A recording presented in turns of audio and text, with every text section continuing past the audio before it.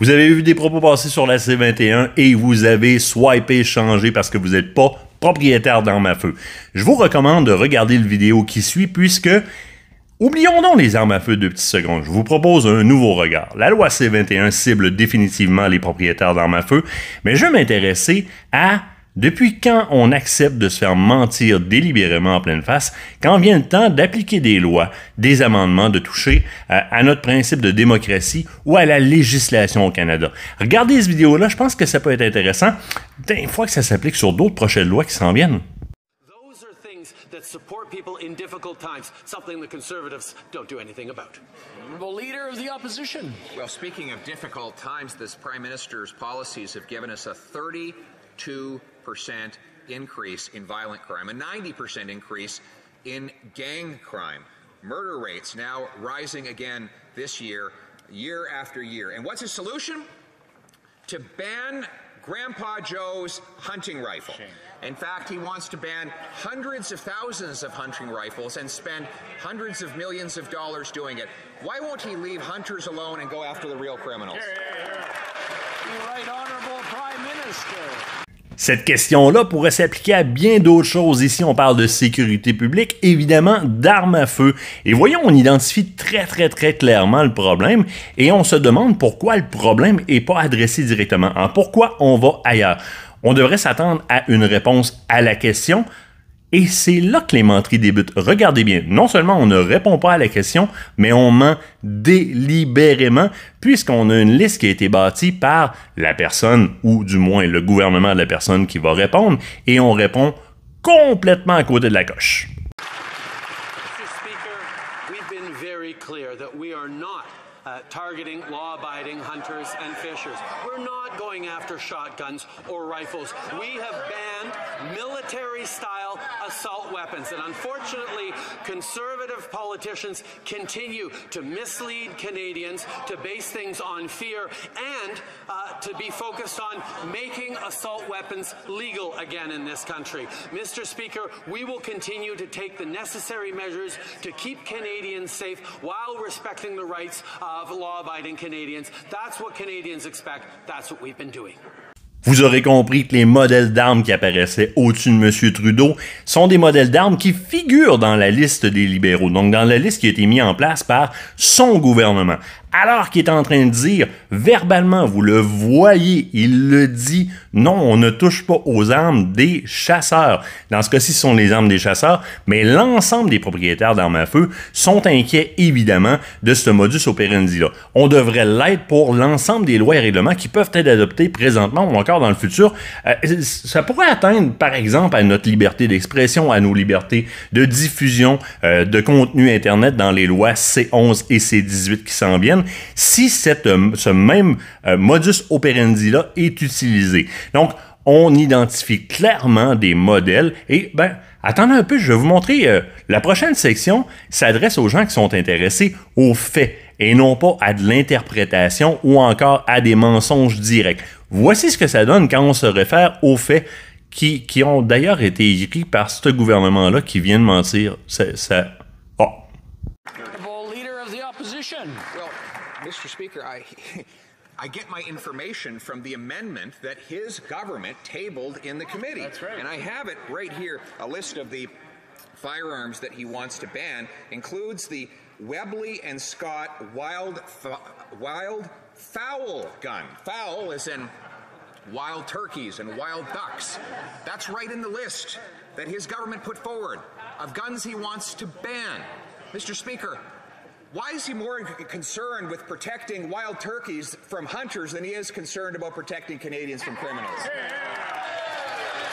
Que vous aimiez les conservateurs ou pas, vous venez de comprendre quelque chose de très clair. On identifie très clairement une arme de chasse.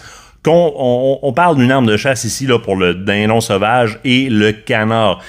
Ce qui suit, c'est ce qui m'étonne encore plus que la première partie de la question qui était bourrée de mensonges. Regardez le caractère gamin dans lequel... Là, on est dans une chambre de hockey, là, ligne junior major, où est-ce qu'il y a énormément de compétition, et la réponse est de ce niveau-là. Une réponse de niveau prépubères. Regardez l'attaque avec laquelle on répond. On ne répond toujours pas à la question, là. On ne répond toujours pas à la question. Je vous laisse aller. Mr. Speaker, once again, we see the extent to which the Conservative Party of Canada is in the pocket of the gun lobby. We will continue to move forward in responsible ways while respecting the choices of law-abiding hunters and fishers and people who use guns responsibly to be able to continue with their rifles and shotguns, while at the same time we prevent those military-style assault weapons that were designed to kill the largest number of people in the shortest amount of time from being used in this country. The Conservatives continue to try and bring those back. We will stand strongly on better gun control. The Honourable Leader of the Opposition. Mr. Speaker, it's right on page 294 of his proposed amendments that he wants to ban the Webley and Scott wildfowl gun. Again, this is a firearm specifically designed to go after turkeys and ducks. These are tools for farmers and hunters, many of whom are First Nations who rely on country food in order to feed themselves. But he wants to ban them and turn those people into criminals. Now, I'm taking my information directly from these amendments. Why won't he stand up and admit that he wants to ban hunting rifles and shotguns rather than going after the real criminals? The Right Honourable Prime Minister. Mr. Speaker, again, the Conservatives do a good job of talking about their supposed tough-on-crime agenda, and that single-minded approach they have is unfortunately wrong. As we've seen, supposedly tough-on-crime legislation that keeps getting struck down by the courts doesn't do a thing to keep our communities safer. That's why we're focused on smart legislation to ensure that Canadians are protected and making sure that our communities are safer. We're going to continue to move forward on responsible gun control while respecting the rights of law-abiding hunters and farmers. Honourable Leader of the Opposition. Ça vous inquiète pas un peu? Sérieusement? Que vous soyez propriétaire d'armes à feu ou pas, ce qu'on vient de voir, là, vous avez un gouvernement qui a écrit un document. On pose des questions sur les trucs qui sont écrits dans ce document-là et on se rétracte. Non, on touche pas à cette catégorie-là.